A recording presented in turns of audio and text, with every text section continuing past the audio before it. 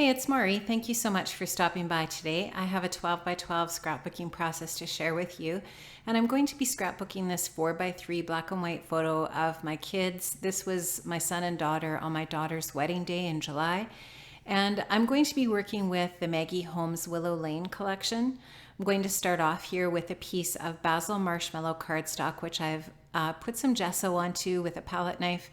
And I'm going to take this Carabelle Studio Collage Pub border stamp, and I'm going to ink it up with some archival ink and watering can.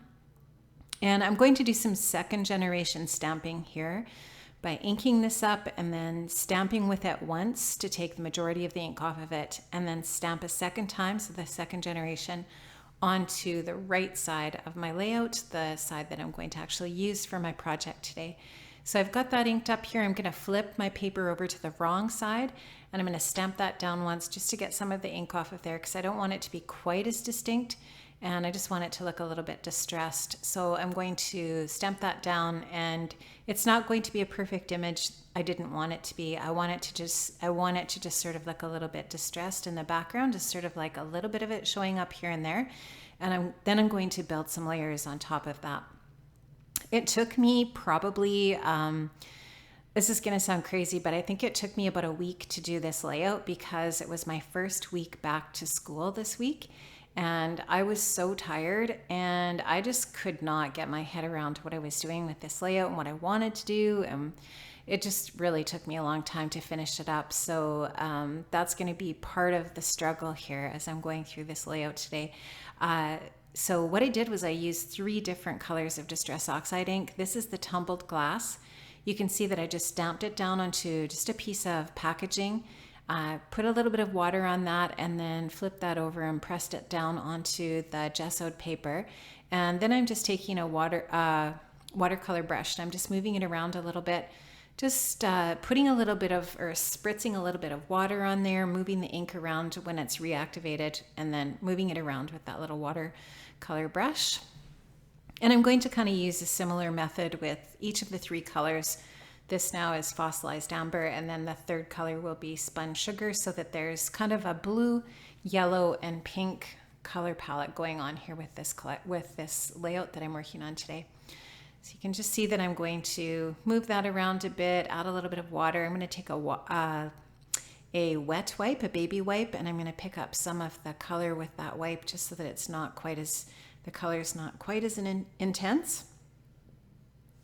Just going to splatter it around a little bit as well. Now you can see that vellum has some texture on it, and that's because I've ran it through my Big Shot with an embossing folder that has some script on it. And you can see that I created these little layered embellishments here by fussy cutting these birds and one of the butterflies from some patterned paper from Willow Lane. So I just am taking a doily here. You can see I'm putting the bird over top of it, and I'm going to kind of piece some pieces of this doily together so that the frilly or lacy part of the doily is actually in the shape of the bird. I'm going to put several different layers on these 3 different embellishments that I'm going to create using that embossed vellum, the doily lace, and some gold foil vellum that I had in my stash. And just to, like I said, just to create a little bit of texture for the 2 birds and the butterfly that I'm going to use in some clusters. And I'm also going to run these 3 embellishments through my sewing machine. I'm just going to sew down the center of each of the 3 pieces with some white thread. And they're just really dimensional. They just kind of look a little bit, they look more interesting on the layout when they have some dimension like that. So that's how I created those 3 pieces. Now I'm just going to take and finish up here with some spun sugar, and then I'll have those 3 colors going on the layout, and I'll continue that color scheme as I choose the different pattern papers from the collection for the layout as well. Now I really had no clue what I was doing here. I just was kind of like, I think I came home every day after work and I was just sort of like, oh, I really want to do something in my scrap room, but I'm just so tired and I don't even really know what I want to do with this layout. I don't know if you guys can relate to that, but that's definitely how I was this week. I wasn't really sure what I wanted to do with this Distress ink piece here with the stamping on it. I decided to cut it into a strip and adhere it onto another piece of white cardstock and then sew through one edge of it and then lift the one edge just so that it's a little bit more dimensional. I don't know if that makes sense. It just seemed to make sense to me at the time, and I don't know if it speaks to how exhausted I was this week or what, but I don't know if any of you are teachers out there, but I find that when I go back to work after summer holidays, the first week of work is just a killer. It's, I guess, no different than anybody when you've been on holidays. Going back to work is just really tiring, right? So you can see that I did some sewing there, and now I've added some strips of paper. So on the left, I just took and added some vertical strips and a bunch of different papers from Willow Lane, and I sewed on them, and I put a little bit of vellum on top of them and adhered them all down to that white base. And now you can see I've also created a little embellishment using my circle punch and that same textured vellum doilies and some gold foil vellum as well. And so each one of those little clusters I'm going to create with the two birds and the butterfly also have one of those little circles. And I didn't trim the extra thread off of them. I just left the white thread loose just to add a little bit of texture as well. Now I took a piece of the vellum in a vertical strip on an 8.5 by 11 sheet of vellum. I cut a strip and I ran that through my Big Shot as well, through that same embossing folder with a script. And I'm going to put it over top of that inking, the Carabelle text ink there. Now I'm going to use one of the pattern papers from the small paper pad from Willow Lane that has the pink and then the little gold hearts. I'm going to use that to mat my photograph here. And I'm going to use a couple of mats for my photo. I'm going to use this one, and then I'm also going to use just a turquoise paper that has a little bit of a scallop line in it, and just do some simple matting. And then I will actually put some craft foam on that to pop it up onto that doily as a layer there. So I'm liking how this is looking so far, and I really thought I would like to use this star cord that's part of the Willow Lane collection as well, but I don't end up using it. I kind of keep trying it, but I don't end up using it in the end. So I'm going to just go ahead and get that a piece of that craft foam to pop up my photograph. Like I said, this is the craft foam that has the adhesive on the back. So I took the release paper off of the back and then just stuck that to the photo, and then I'll use a little bit of my tape runner to stick that down to the doily. Now I'm going to use some teal paper as a mat behind my other, the base of my layout here so far. And this is just a piece of basil cardstock that I had in my stash that's got kind of an ombre, and I really love it. I had a couple pieces of this and I've kind of been hoarding it. I just really love it. I think it's so pretty. At this point, I just realized that I hadn't trimmed one of my pattern paper strips off, so I'm just going to go back and do that so that everything's all square and straight before I stick this down to my teal paper. And I really like how that teal frames my layout in so far. And I'm going to just trim off that excess with my trimmer here. I'm not going to show you all of that. It's just boring. I'm just trimming that off. So, or maybe I do show you all of it. Anyways. Okay, so now there's my photo and it's on my doily mat. I like how that looks. I think it just looks really pretty, and it's just kind of delicate. It looks nice with those other little pieces of doily here and there. And I'm just showing you, I still know that I want to put something above and below that photo. I'm just not really sure what yet. So still haven't given up on that star cord. I love that stuff, but I end up not using it on this particular layout just because I didn't find a way for it to work here. There's a lot of other things going on here. I just didn't really think I needed it on this layout.